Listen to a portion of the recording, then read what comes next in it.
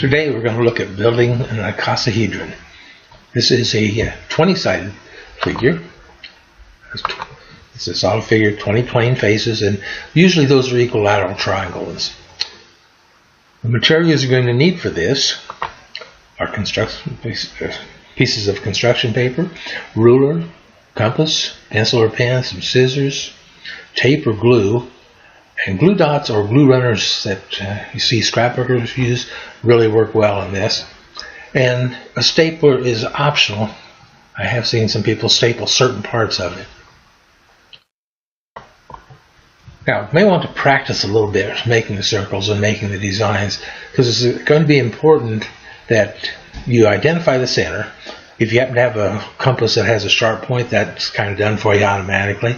But some of the safety compasses make it a little more difficult. So you want to make sure that you identify the center, because that's going to be handy. And then you're going to make sure you also keep the same radius as you're doing this for the entire project. And the reason we want to mark the center and have that radius is in case later on, if you have to make another one, maybe you destroyed one accidentally, you can come back and get the same shape and so forth. But on our particular kind of preliminary activity is we're going to make a flower. And in this particular case, you put the point of the compass just somewhere on the circle, any place on the circle, put it right here for example, and then you just make another circle. Now, you don't necessarily have to make the entire circle. Some people like to do that. Other people like to just have the design be inside the main circle, in which case you would just do the arc. The next step then is to take one of those points of intersection and use it for the center of the circle again. Remember, it's the same radius, so it goes right through the center of the circle here, of the main circle. And again, in this case I chose just to make the arc. And you continue around until you get the flower made. Now, this is an activity I've seen kids do for years, and they still seem to really enjoy it. So after they've had a little practice with making circles, then it's time to start making the parts for our icosahedron. You're going to draw 20 congruent circles. They're all going to be the same size and shape. And again, make sure that you keep the same radius. So you draw the main circle, and then you do just like we did on the flower. You set the point of the compass on the circle and strike the arc. And again, all you really have to do are mark the two points, just so that you can see the 2 points here.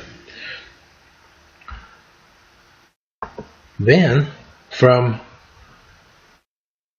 one of the points of intersection, you draw a circle, and then go to a point of intersection, draw a second circle from that. Actually, it'd be our third circle, but that gives you 3 non-adjacent points, and those are the 3 points that we're going to use to make our triangle. That triangle becomes the face, or those triangles become the faces of the icosahedron. Now, before you go much further, it's a good idea, I think, to decide what you're going to do with those faces. Are you going to write on them, draw on them? Are you going to just stamp, use some various stamps? Are you going to place stickers on them? Are you going to have a theme? Maybe it's a theme about math, or a theme about American history, or some science project. Maybe it's a theme about the community, or a theme describing the person. You write the name of the person on one of the faces, and you have 19 little photos or drawings to describe that person. So all sorts of things you can do with this particular project. The next thing you're going to do is you're going to fold along the lines of the triangles. You're going to fold those tabs down. And again, you could have put the sticker on the other side and folded it up so you don't see the lines, but in this case I just folded them down, those little tabs, and what you see then is something that looks like this.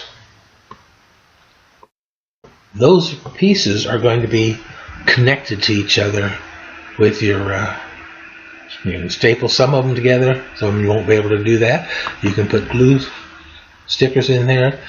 This particular one, as you can see, I've got a lot of extra tape because it's really old, needed some reinforcement. But you can kind of tape them together. You can get double-sided tape and kind of stick them together. But you work your way around, and you come up with your final project, or final project here. So we have this particular the theme was My Little Pony. But you can, again, have history, you can have schools, vacations, just anything you want if you want to have a theme around it. But you will end up with a 20-sided figure. Now, it's possible sometimes, if you aren't careful, to get an 18 or whatever sided figure and you don't get the 20. But, your goal is to get all 20 pieces put together. Now, that's one method of making this icosahedron. There are others. There's nets that you can make. Here's one from creativescience.org. It's a net. And you could do the very same thing. I like this one because it gave some practice with the compass, and kids seem to really enjoy it. And that is the main thing. So whether you use a net or whether you use what we talked about here previously, the main thing is just have fun. Now this activity is being added to this Math is Cool book. And if you want some more information, just contact us at kepsplace.net or email me at gkeplinger@hotmail.com.